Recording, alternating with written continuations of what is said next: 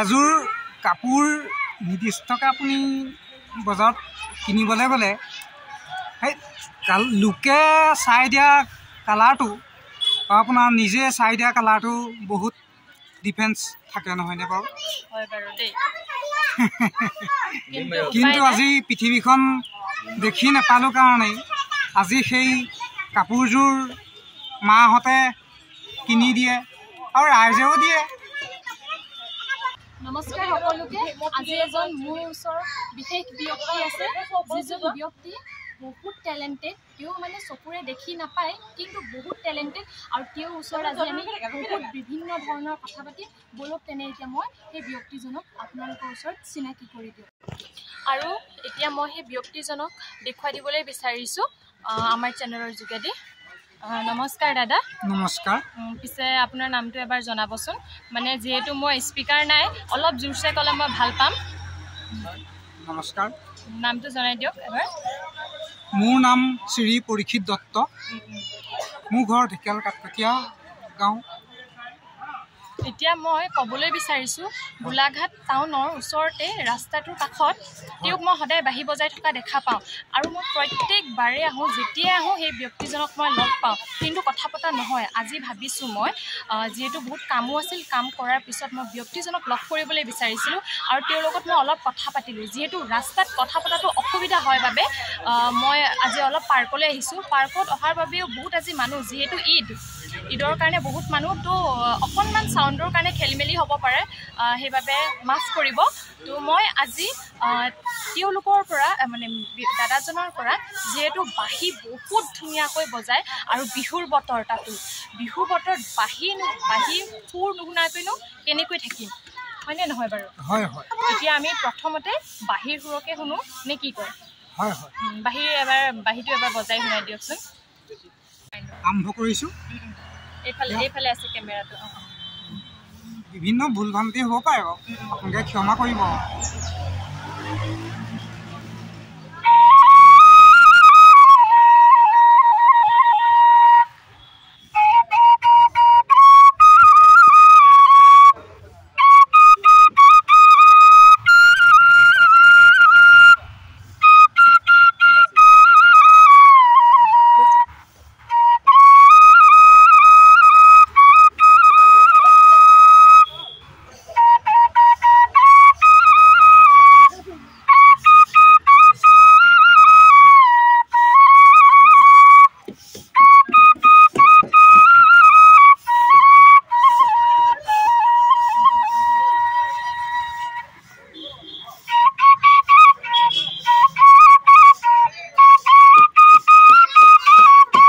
বিহুৰ বতৰত কেনেকৈনো বাঁহীৰ সুৰ নুশুনাকৈ থাকিম।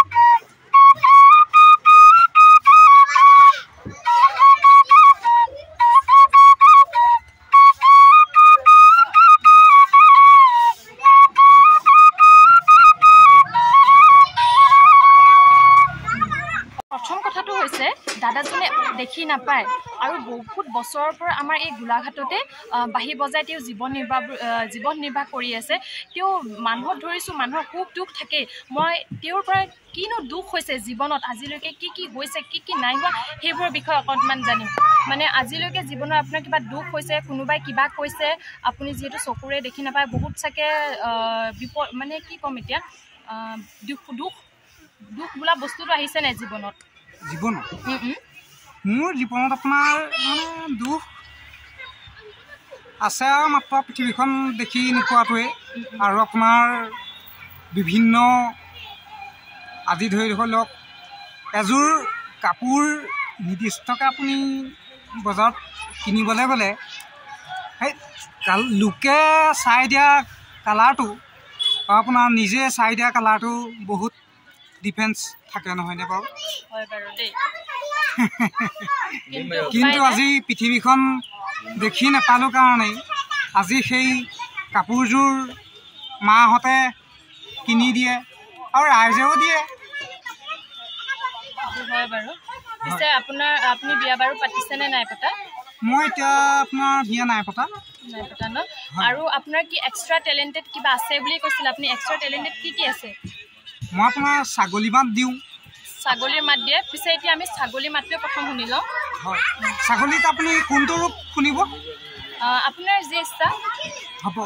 মই আপোনাক যেতিয়া মানে কৈছোঁ, এজনী ছাগলী যেনিবা আপুনি ধৰি লওক চৰি আছে, আপুনি ছাগলীজনীক মাতিছে আহ আহ আহ আহ বুলি। ছাগলীজনীয়ে আপোনাৰ চৰিবলৈ গৈছে যেনিবা, আপুনি মাতিছে আৰু তেতিয়া মাতিলত ছাগলীজনীয়ে মুখত ঘাঁহ লৈ আছে, তেতিয়া তাই মাতিছে যেনিবা, তেতিয়া ছাগলীজনী আপোনাৰ ঘৰলৈ আহিলে, তেতিয়া মাতিলে বহুত মজা। তাৰপিছত কুকুৰৰ মাত, মেকুৰীৰ মাত আৰু কিবা কিবি চৰাই চিৰিকটি তেনেকুৱা ধৰণৰ মাত। চৰাই চিৰিকটিৰ মাত তেনেকৈ নাই বাৰু। আপোনাৰ ধৰি লওক মানে কিছুমান মটৰ চাইকেল, এই আমাৰ ঢেকীয়াল তিনিআলিতে এখন মটৰ চাইকেল যে কিছুমান আপোনাৰ বৰ এক ধৰণৰ মাত যে থাকে যে, আগৰ যিটো মানে পুৰণা মডেলৰ, সেই মটৰ বুঢ়া মানুহবিলাকে যে আপোনাৰ চলাই যে, তাৰমানে মোৰ চিনাকি মানুহ এজন আছিলে, তেতিয়া তেখেতে এখন চলাইছিলে, এখন নামটো মই নাজানো বাৰু, তেওঁ তেতিয়া সেই মটৰচাইকেলখন আপোনাৰ চলাইছে আৰু।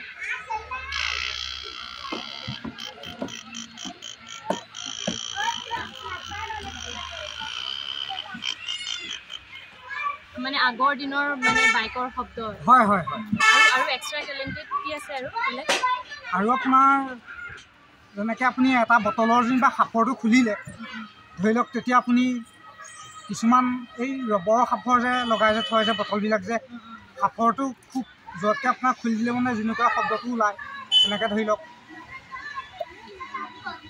ছেম টু ছেম দেখোন। হয়, এনেকৈ আকৌ আপোনাৰ বটলত পানী ভৰোৱা, ধৰি লওক এটা বটলত পানী ভৰালে আপোনাৰ কেনেকুৱা শব্দ আহে, তেতিয়া সেইটো শব্দ মই আপোনাক দি দিছোঁ।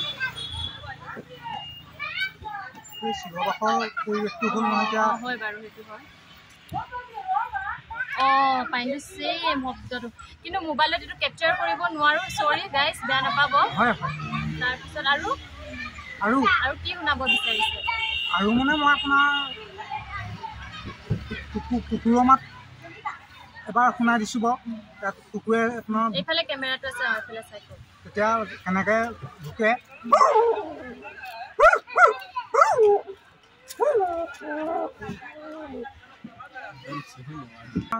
এতিয়া ধৰিছোঁ ঘৰটো চলাবলৈতো বহুত কঠিন, কাৰণ আজিকালি চব্জিৰ পৰা দাম বস্তুবোৰ কেনেকৈ চলে, মানে যিকেইটকা মানুহে মৰমত পইচা দিয়ে সেইখিনি দিয়ে ঘৰ চলে নে আন কিবা আৰু কিবা বেলেগ ৰাস্তা আছে?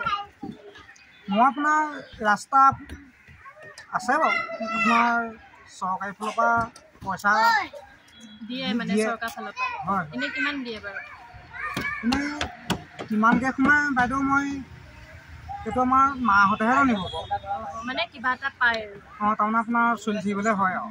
এনেই মানে আপোনাৰ ধৰিছোঁ ইনকাম বুলি নকওঁ আৰু, যিহেতু ৰাইজে মৰমত দিয়ে, মানুহে মৰমত দিয়ে, এদিনত এনেই কিমান পইচা পোৱা যায়? এনেই কাৰোবাক দিছেনে মাহঁতক বা কাৰোবাক? এনেই আপোনাৰ এদিনত 200, 300, কেতিয়াবা 400ও হয়, আৰু আপোনাৰ কেতিয়াবা আপোনাৰ 500 টকাও ইনকম হৈছে। বহুত ৰাইজ, বহুত ভাল লাগিলে দাদাজনৰ জীৱনৰ কথা। মানে মোৰ ইমান এটা ইণ্টাৰভিউ লোৱা নাজানো, প্ৰথমবাৰ লৈছোঁ, দাদাজনৰ পৰা ষ্টাৰ্ট কৰিছোঁ। কিবা কিবি বহুত ভুল হ'ব পাৰে, সেইকাৰণে ক্ষমা কৰিব। যিহেতু মই ইণ্টাৰভিউ ল'ম বুলি অহা নাই, গোলাঘাটত কিবা কিবি কাম আছে, সেইবাবে আহিছিলোঁ। কিন্তু দাদাজনক বিহু উপহাৰ দিবলৈ মোৰ হাতত একো নাই, তথাপিও যি পাৰোঁ মই অকণমান দিবলৈ চেষ্টা কৰিম দাদাজনক। আৰু ৰাইজ, ভিডিঅ'টো যদি ভাল পায় like and comment and share কৰিব। এতিয়া আৰু ঘৰমুৱা হৈছোঁ, ঘৰলৈ গৈ আছোঁ ৰাইজ এতিয়া। আৰু নেক্সট আকৌ কেতিয়াবা লগ পাম ন? হয়।